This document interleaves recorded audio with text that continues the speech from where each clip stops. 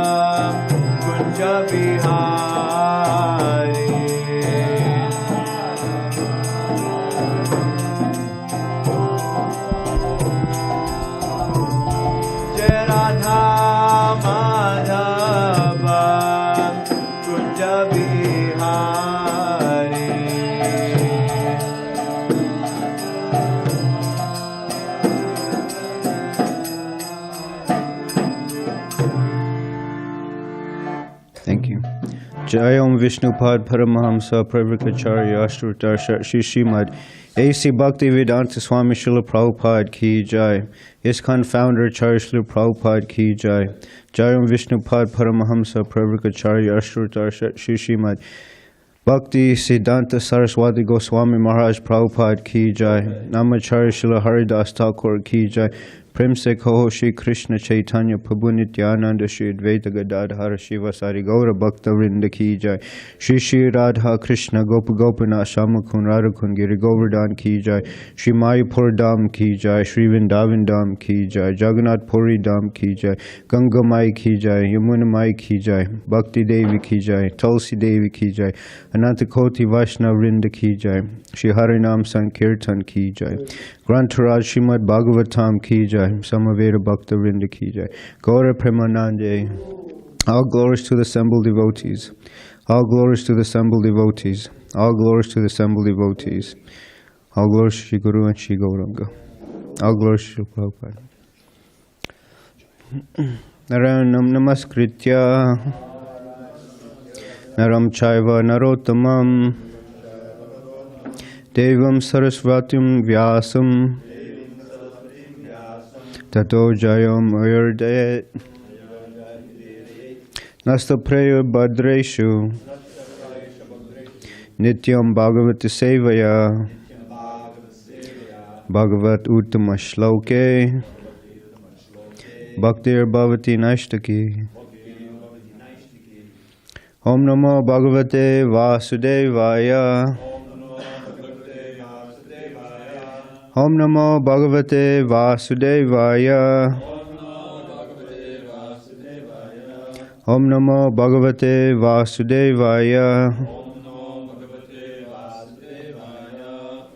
So this morning we'll be reading from Srimad Bhagavatam, Canto 6, Chapter 11, Text 23. Try Vargikayasa Vigatam Asmad Patir Vidati Purushasya Shakra Tato Nameyo Bhagavat Prasado Yo Dorlabo Kinchana Gocharo Nyai Trivargikaya Savigatam Asmat Patir Vidate Purushasya Shakre Tato no Meo Bhagavat Prasado Yodor Lubbo Kinchana Gochara Nyai Trivargikaya Savigatam Asmat Patir Vidate Purushasya Shakra Tato no Meo Bhagavat Prasado Yodor Lubbo Kinchana Gochara Nyai Trivargikaya Savigatam Asmat Patir Vidate Purushasya Shakra Tato no Meo Bhagavat Prasado Yodor Labo Kinchana Gochara Nyai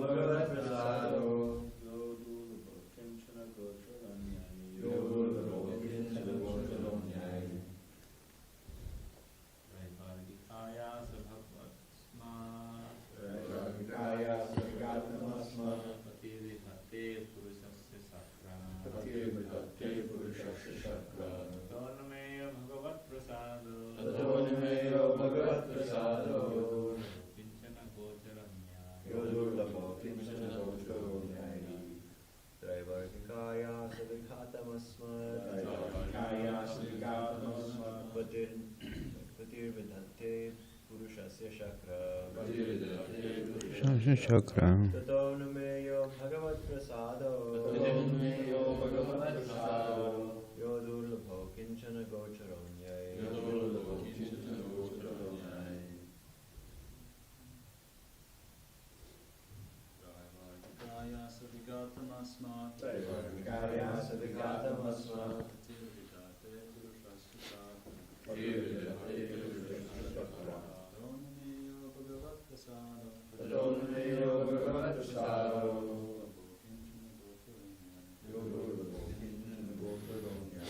So, would you like to try?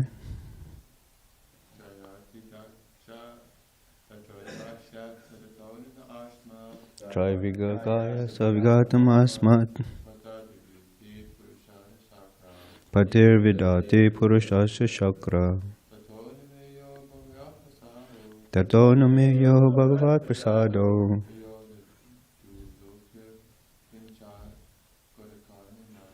So durlabo.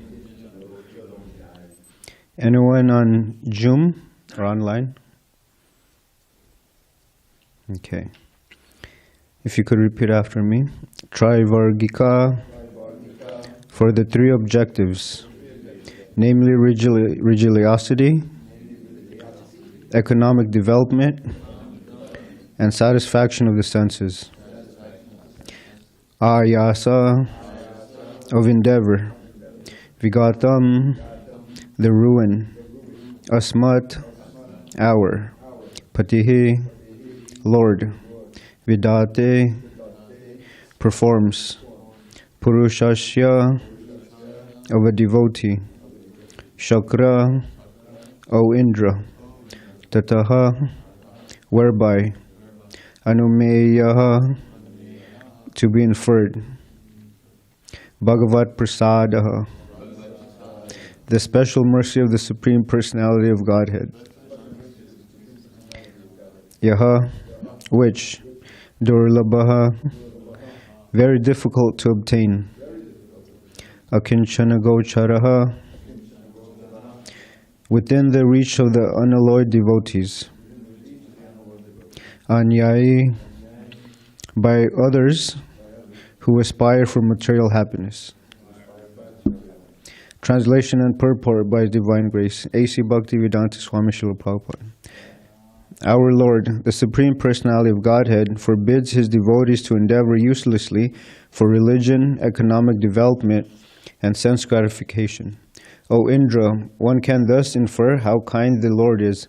Such mercy is obtainable only by unalloyed devotees, not by persons who aspire for material gains. Purport.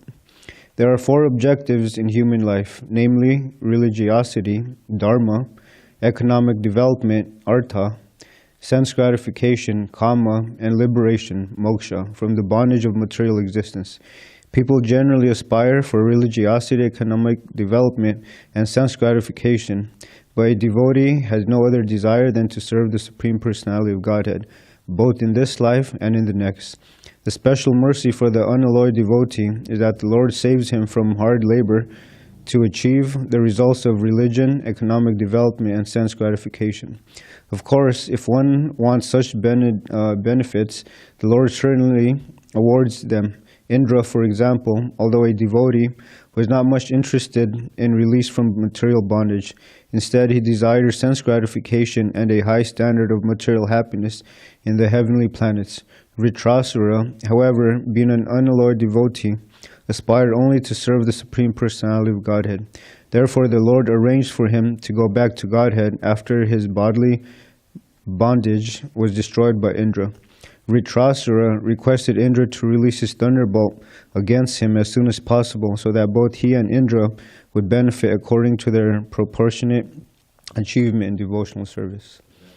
Om Jnana Timarandasya Jnananjana Shalakaya Chakshurn Militam Yena Tasmai Shri Guruve Namaha Shri Chaitanya Mano Bhishtam Shtapitam Yena Bhutale Swayam Rupa Kadamayam Dadati Swapadantikam Vandeham Shri Guru Shri Yuta Parakamalam Shri Gurun Vaishnavam Sha Shri Rupam Sagrajatam Sahagana Raghunatam Vitam Tam Sajivam Sadvaitam Savadutam Parijana Sahitam Krishna Chaitanya Devam Shri Radha Krishna Padan Sahagana Lalita Shri Vishakan Vishamcha Hey Krishna Karuna Sindho Dinabandho Jagatpate Gopisha Gopika Kanta Radha Kanta Namostite Tapta Kanchana Gaurange Radhe Vrindavaneshwari Vrishabhanu Sutta Devi Pranamami Hare Priya Vancha Kalpataribhyascha Kripa Sundibhi Evacha Patithanam Pavinebhyo Vaishnavyo Namo Namaha Jai Shri Krishna Chaitanya Prabhu Nityananda Shri Advaita Gadadhara Shivasari Gaura Bhakta Vrinda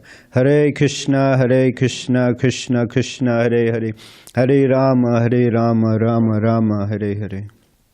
Good morning. So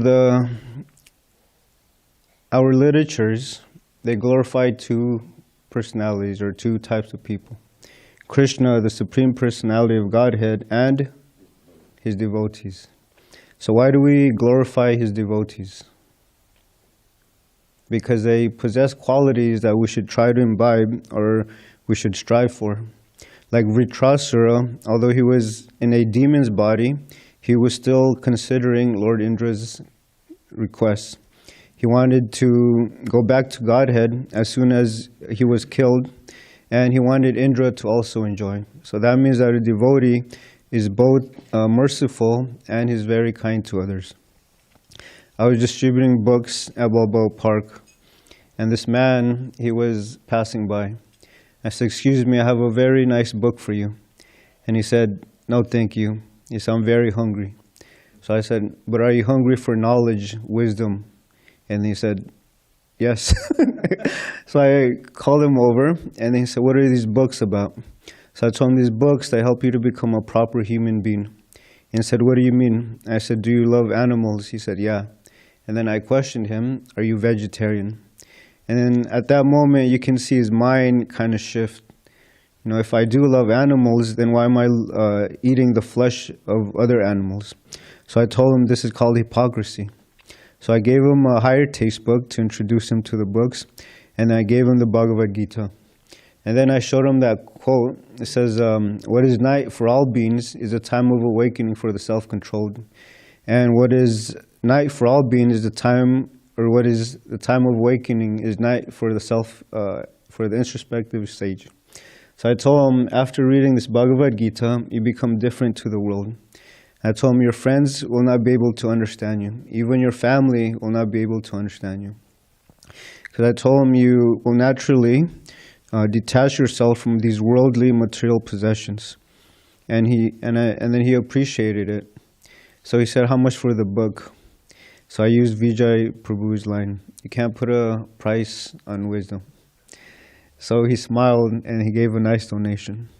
So people, they're always wanting to better themselves, better their situations.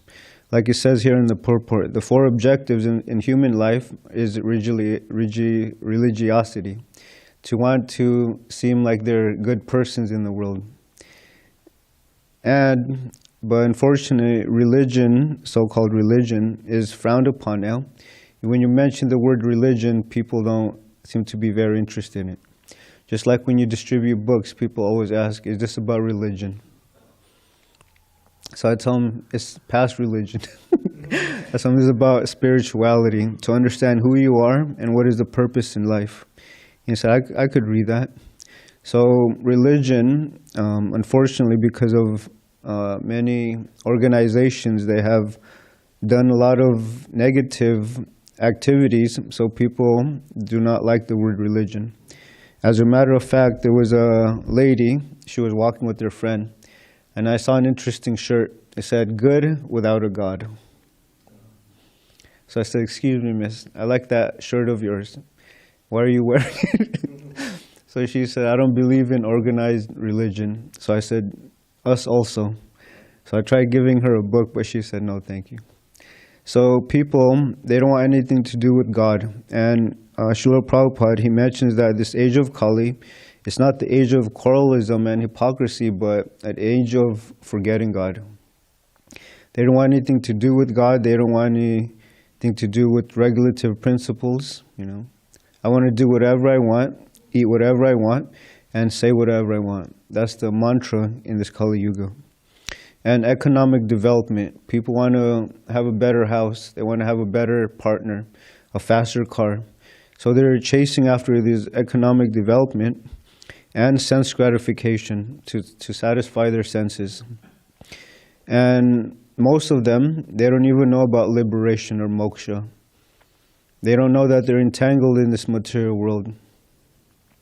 I asked somebody, would you rather have a golden shackle, a silver shackle, or a bronze shackle? And they said, I want a gold shackle. So I just started giggling. I said, you shouldn't want any shackle at all. Because a shackle, it binds us to something, to this material world. And liberation, of course, it comes after this life. But a lot of people, they also don't want to believe in the next life. They think this is the only life there is. I'm going to try to enjoy as much as I can. And then hopefully have the best, you can say, next life. I was talking to a man yesterday, or the other day, on Sunday, and he said, I don't believe in the next life. So I told him, well, fire doesn't depend on your understanding to burn you. So he said, what do you mean? I said, you may not believe in karma, you may not believe in reincarnation, but it doesn't matter what you believe, it's still going to act like fire. So I explained to him that fire, even though a small child is innocent, or you can say ignorant, lacking knowledge, when he touches the fire, it'll still burn him.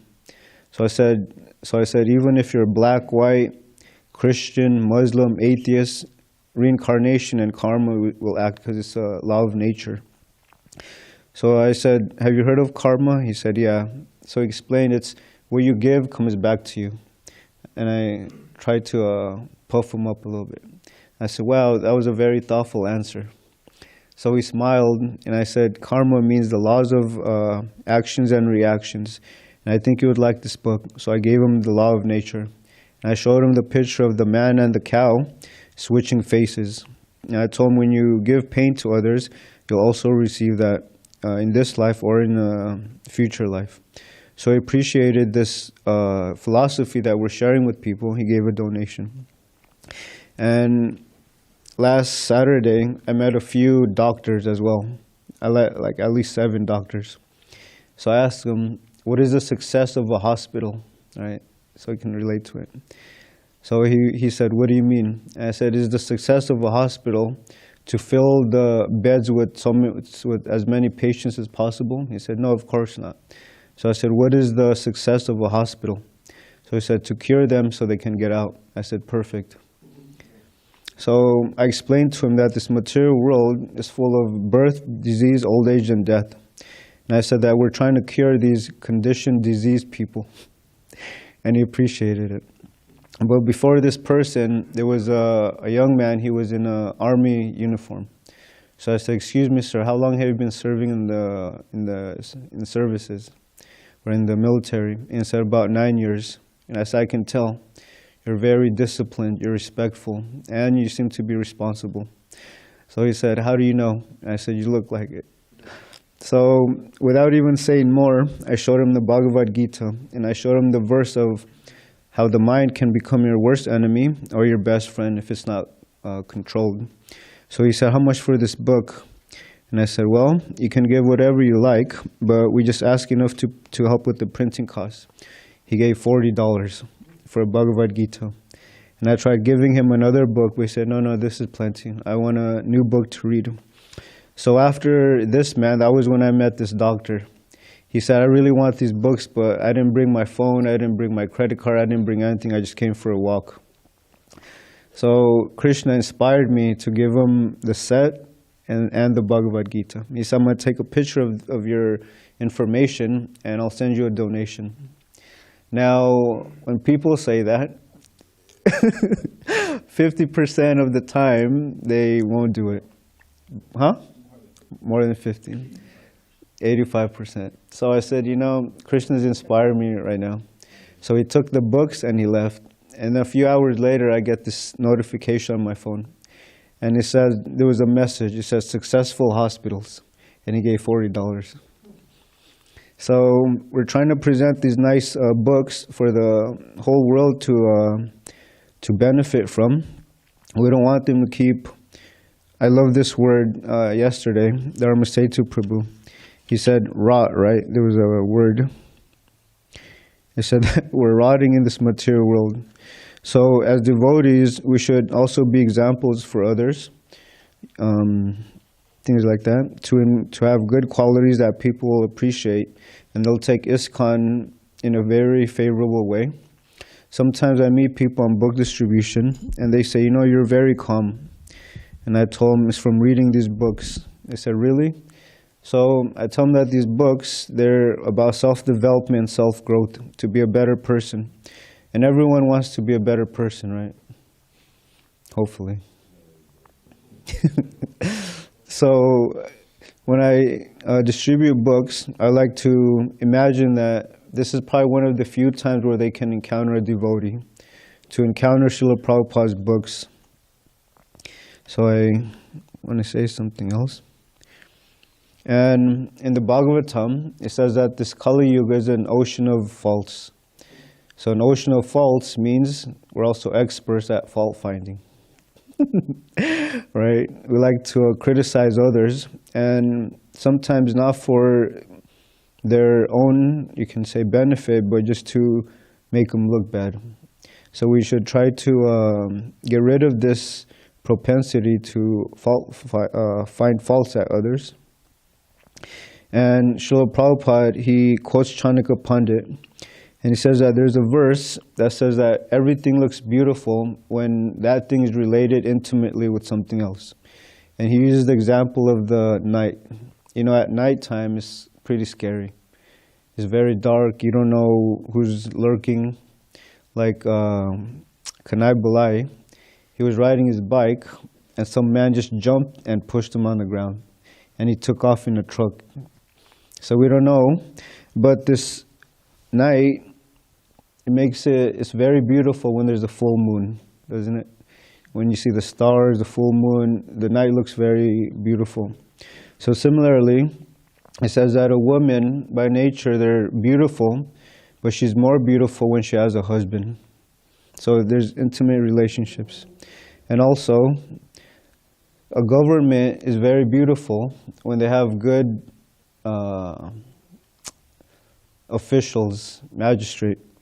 Or you can say a good president or a good king. It makes the state look very nice.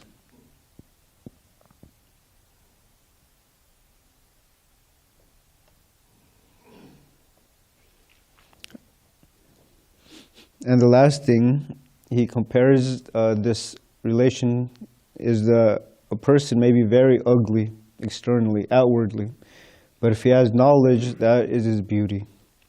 So I tell people on book distribution, sometimes they want to take pictures with me. So I say, I might break your camera. So they said, what do you mean? I said, I'm not a very nice looking person. So they said, no, but we want to remember this day, this conversation with you. So a learned scholar, he's very beautiful, even if he is ugly on the outside. So Kunti Devi, when she was thinking about Krishna leaving, she said that everything looks beautiful because Krishna is there with us. And as soon as Krishna leaves, then everything else becomes very not so nice. And it's funny because Srila Prabhupada, he uses this example of material life is zero, a big zero. Zero, the number zero, doesn't have any value. But when you add Krishna, 1, it makes that 0 beautiful. It becomes 10, 100, 1,000, 1 billion, 1 trillion, like that. So similarly, our life, if we are not Krishna consciousness, we actually have no value. There's nothing that is worth, you can say, striving for. That's why when Srila Prabhupada, when he was in Philadelphia, the newspaper asked, are these boys American? Because they seem very bright face. Right? So Srila Prabhupada explained because they're putting Krishna in the center. And he said, unlike these boys and girls, outside they're blackface, meaning they're morose, they're confused, they're lost, they don't really have a goal in life. So Srila Prabhupada was explaining to his disciples that think about your life before Krishna consciousness, and I always reflect on that. So without Krishna consciousness, all of us have our own stories to tell, I was this, I was that, I was a meat eater, I was a drunkard, things like that. So after Krishna consciousness, we were introduced to this nice philosophy. And I like to ask devotees sometimes, what attracted you to Krishna consciousness? And a lot of them would say the kirtan, prasadam. But I told them, for me, it was the 4 regulative principles, right? Because these 4 regulative principles, it goes against the grain of society today. To be able to control your senses and the mind, to be free from attachments of drugs and alcohol.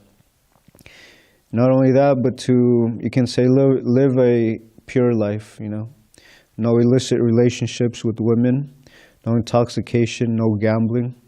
I had an uncle, he doesn't watch, so I'll mention him. I have an uncle, he was so addicted to gambling, he lost all of his mortgage money in the casino. And so my auntie, she almost kicked him out because of that. But he still didn't learn his lesson. He still wanted to gamble. And on top of that, we don't,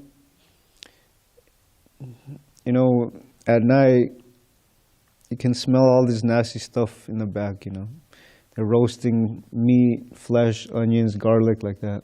So I was just appreciating how our senses, they're now, you can say, not attracted to these things. Before it's like, oh, garlic and onions, what is that? But now it's just like, oh, it's putrid. It's nothing to look forward to. So this verse is describing how Vritrasura, he wanted to be free from this bodily concept of life. And that was actually, that's what we should strive for. A lot of people are taking care of their bodies, but they're forgetting that this body is fallible. One day we have to give it up. And that brings so much anxiety to others. I was distributing books also. And I was trying to stop a young man.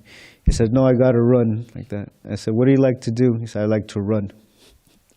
So I said, we're taking care of our physical health nicely, but we neglect our mental health. So he said, that's very interesting. You're right. So he came to my table. So I showed him Bhagavad Gita, and I showed him how the mind, it plays a lot of tricks on us. And it has 2 functions, which is accepting and rejecting something. And I told him, just like ice cream, for example, you don't know whether to choose vanilla or chocolate. And then sometimes the mind says, forget it, don't even eat ice cream. So the mind, I was telling him that it should be under our control. We shouldn't be under the control of the mind.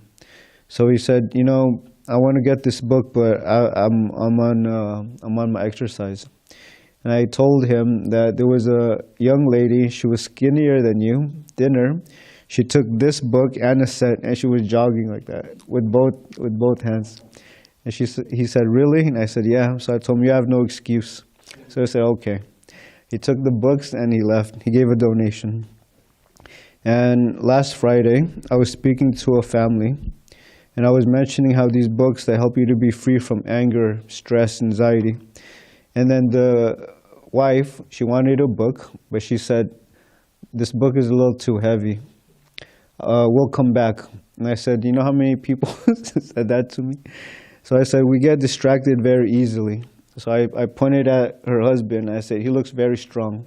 Have him hold it. So I gave the book to him. And the husband took the book. And then so she gave a donation. And I also told him that I'm going to be leaving in about 5 minutes. Now I don't want you to go away without a book. So she took the book.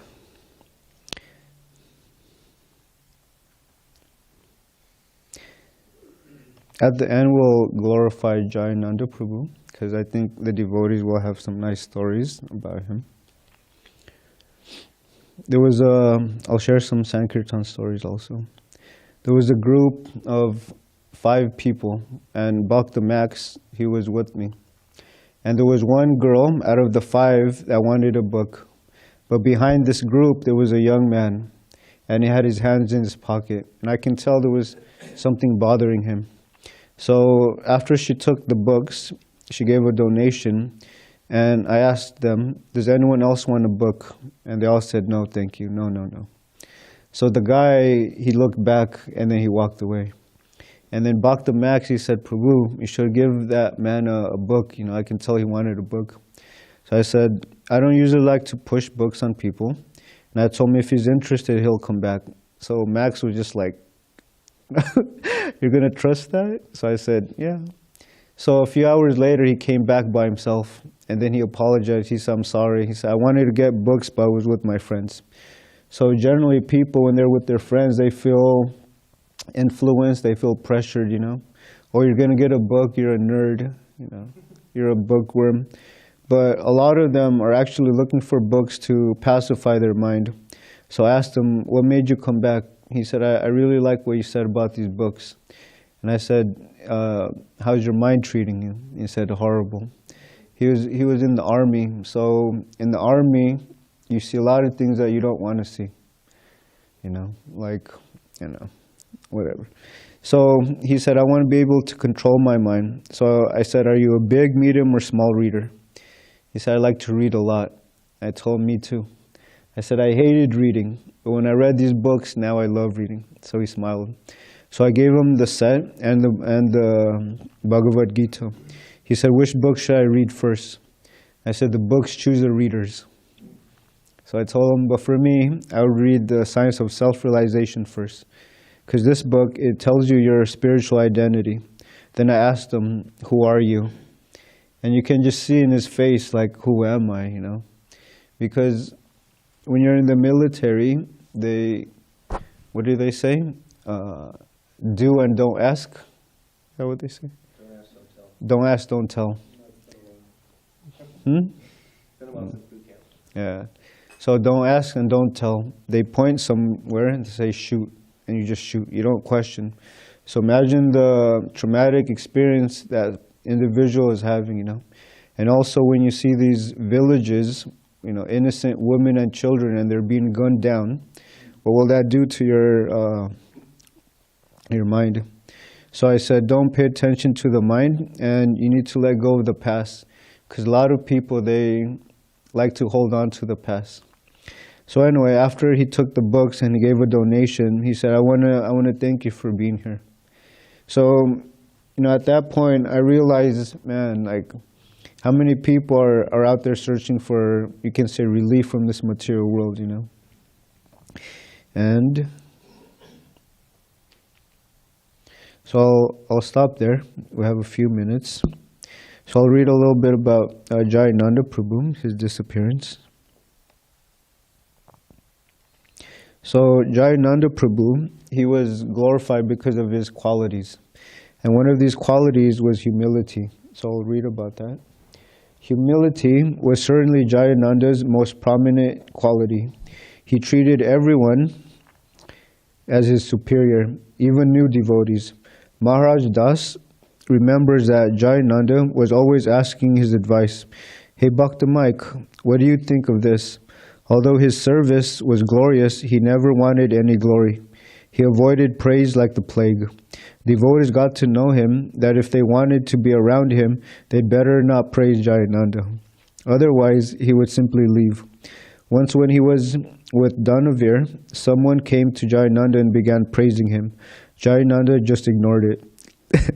Later, he turned to Dhanavir and said, if you've been around this movement a few years, people naturally offer you some respect. Not that his service or qualities were so great, he just was around a few years, was his humble thinking. If he ever spoke about himself at all, Jayananda would speak so humbly that Lochan Das... If he ever spoke about himself at all, Jayananda would speak so humbly that Lochan Das recalls, it was difficult not to think of yourself as being better than him. If you had any reason to be puffed up, Jayananda would bring it out in you. Feeling himself unworthy, he would step aside so that others could lead kirtan, give classes, or do arctic. Instead, he would be found fixing cars, unplugging toilets, washing dishes, or taking out trash. So this is the quality of Jayananda. And it says, once a new boy came to visit the San Francisco temple. He wanted to help, so Keshava Das sent him to the trash area where Jayananda was preparing the weekly trash run. Jayananda told the boy, I'm the garbage man around here. For years I've been watching garbage men carry out trash. And now Krishna is giving me a chance to do this for him. The boy not only helped load the trash, but accompanied Jayananda to the garbage dump. Later that boy became a devotee. And he recalled thinking, if the garbage man at this temple can be so blissful, just imagine what the rest of the devotees are like. Okay, I'll stop and see if devotees can glorify Jayananda Prabhu. Dravida Prabhu? Yeah, I noticed you were reading a section of Kalakantas. Yeah. I'd like to read another. Okay, please. And everyone knows that Jayananda Prabhu was famous for being the Rath Yatra cart. Paper he wrote. So this part is entitled Jayananda's Attraction for the Process of Krishna Consciousness. Chandanacharya Prabhu remembers this special feature about Jayananda. Quote, he was completely enamored by Krishna consciousness. Even when he'd go out on incense runs all by himself, he would rise every morning before 4, have a little Mangalarti, chant all his rounds, read, and cook prasadam. He never deviated. He loved it. He was completely happy as long as he was practicing Krishna consciousness. Quote, I guess from Chandanacharya. Take prasadam, for example. Jayananda worshipped prasadam. When a little prasadam spilled on the floor, he would always bend down on all fours and lick it up. He loved to cook, offer, distribute, and eat prasadam in a big way. He would always take prasadam with him and distribute it, whether he was making a boga run, buying bulk foods from the market, or taking a chanting party downtown. He would even say prasadam in a special way that made you immediately want to take some. Close quote. Jayananda knew how to attract people to Krishna consciousness with the prasadam weapon. When a new devotee came, for example, Jayananda would see to it that he was sumptuously fed with prasadam. When Jambavan Das was just becoming a devotee, Jayananda would bring him a plate of prasadam so big that he thought he could never eat it all. And Jambavan was a big guy. He was 6'7". When he finally did finish the plate, Jayananda immediately put an identical plate down before him. I can't eat that, said Jambavan. And Jayananda answered, Srila Prabhupada said that we should eat till we waddle like a duck. Jambavan would finish the second plate. Of course, Jayananda himself could be found honoring large quantities of prasadam anytime, day or night. He was the kind of devotee who would come up to you at 10 o'clock at night with some peanut butter halva and say, hey Prabhu, come here, check this out. What's going on here? Oh, this thing just went crazy on me. Anyway, that's something about Jayananda.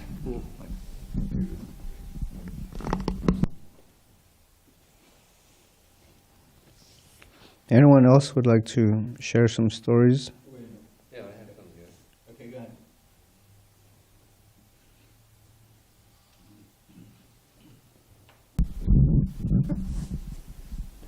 It was just sent by a devotee.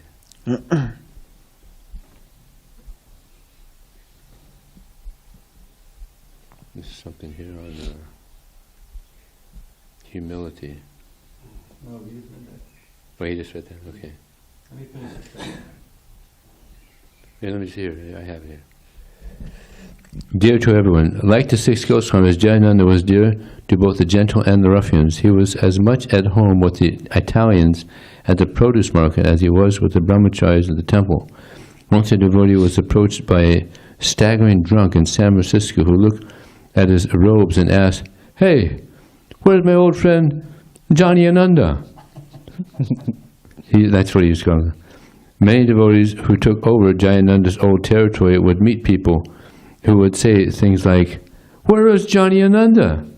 Or, "That man, he's the nicest and most pure man I've ever met." Or, "I don't know how much about your philosophy.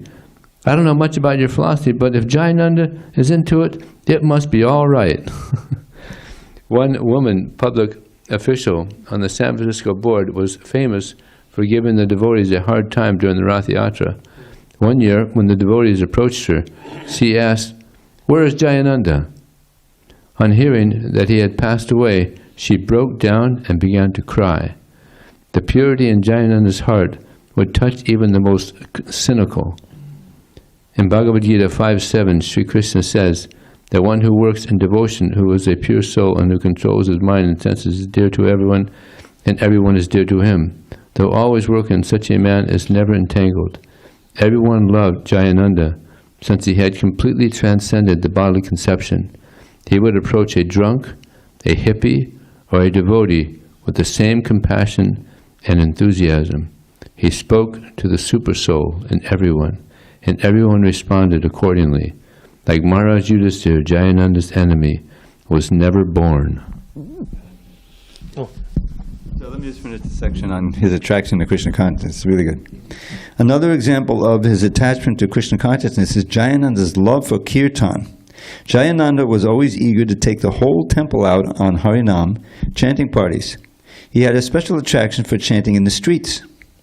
Whether kirtan was held in the temple or in the street, Jayananda could always be seen dancing and chanting enthusiastically. And when he was making Maharaj Das into a devotee, Jayananda would visit his house and have big kirtan. He was a legendary book distributor also, Maharaj Das. He came down here long ago. He spent a little time in my place. Even if there were only two of them, they would jump and chant, "Nitai Go Haribo." Also, Karunda recalls how one day, after working very hard for 10 hours straight, Jayananda suddenly announced, "Hey, it's 10 to 7. Let's go to Artik." Everyone else was so tired that Artik was the last thing on their minds, but Jayananda quickly jumped into the shower and then bounced down to the temple room for Artik. Of all the processes of Krishna consciousness, Jayananda was most attached to preaching. Whether it was during the Sunday feast, while making incense runs, or while building Rath Yatra carts, Jayananda was always trying to find some person with whom he could share his ecstasy in Krishna consciousness. His preaching was very simple and easy to listen to. Quote, "We just have to keep chanting and have faith in the name." Or another quote, "We just have to chant and take prasadam. Srila Prabhupada is so kind to give us such a simple process." Close quote.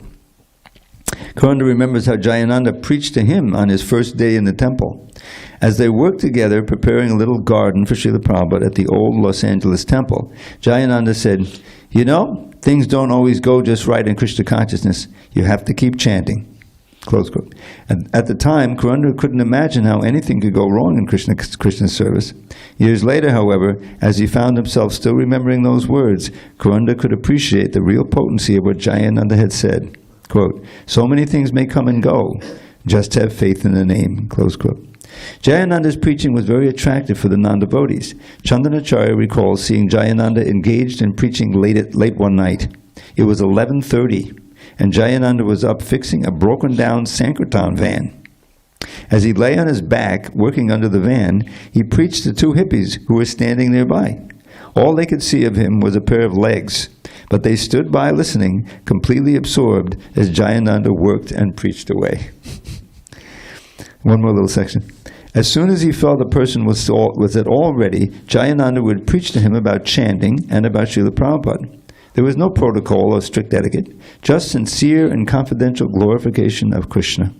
True to his character, Jayananda was often seen preaching to guests from his wheelchair, even during his last days in this world. Devotees who knew him could tell from a distance exactly what he was saying. Quote, "You just have to have faith in the holy name." Jayananda ki jai. Jai. Any other questions or comments? Okay. Grantaraj Srimad Bhagavatam ki jai. Shri Jayananda Prabhu ki jai.